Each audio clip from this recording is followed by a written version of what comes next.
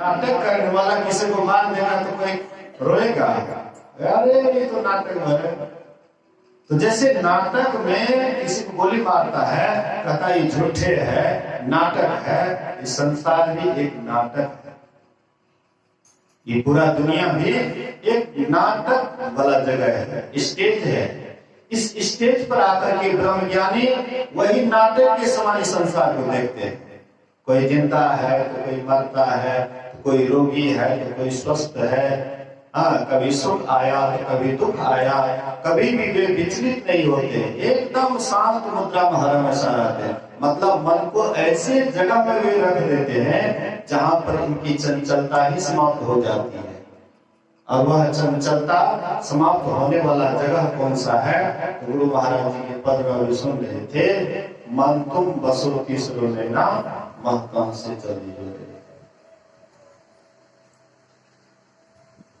कौन किए थे? सुरति दर्श करण को जाती है, तीसरे के। और दूसरे शब्द में है, मन तुम बसो तीसरो नैना, मह कहां से चल दी जो रे।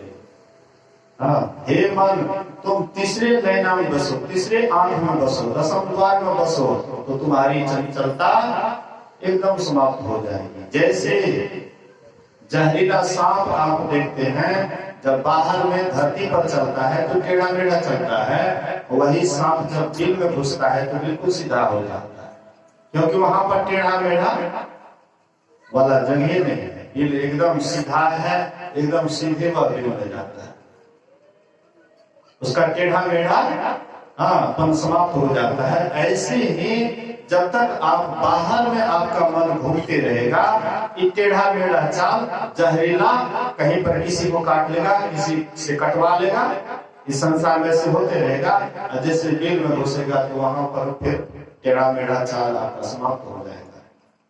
दसम द्वार ही टेढ़ा मेढ़ा चाल को समाप्त करने वाला है, जहर को भी उतारने वाला है। मन में जो विषय वासना की जन्मांतर का जहर चढ़ा हुआ है, ये जहर को भी तभी उतरेगा जब ये दसम द्वार में प्रवेश करेगा, तभी अपने मन से सारा जहर को ऐसे ही समाप्त कर देगा। जहरीलापन, जैसे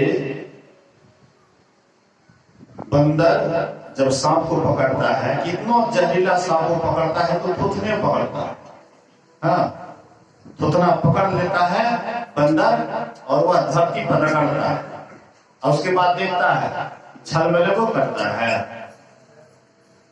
और जब देखता है छलमल कर रहा है फिर रगड़ता है, फिर ऐसे देखता है छलमल करता है फिर रगड़ता है।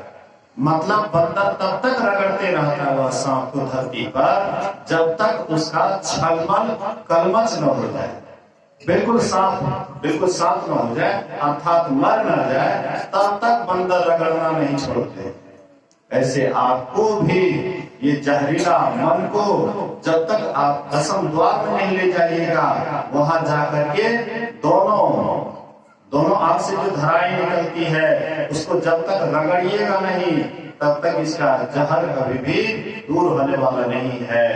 ये जिधर भी जाएगा किसी को काटेगा या किसी से कटवाएगा, यही जहर उतारने का तरीका है।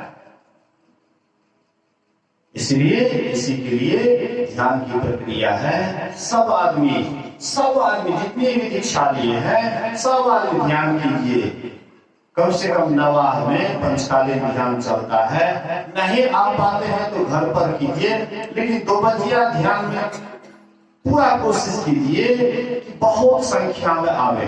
2 बजिया ध्यान तो कम से कम आप कर सकते हैं, और समय में आपके पास बहुत मजबूरियां रहती है, बहुत काम धाम रहता है, या घर परिवार में बहुत बात होती है, गृह कारण नाना जंजाला, लेकिन 2 बजिया ध्यान लगभग आप सवेरे अगर भोजन कर लेंगे 2 बजिया ध्यान आराम से कर सकते हैं।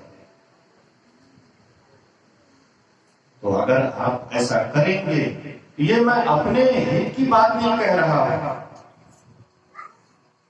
ये मुझे स्वार्थ नहीं है इसलिए आपको कह रहा है, बल्कि आपका कल्याण इसी में है। संत महापुरुष अपना तो कल्याण कर ही लेते हैं, लेकिन दूसरे के कल्याण के हेतु संसार को सही मार्ग बताते हैं, रास्ता बताते हैं।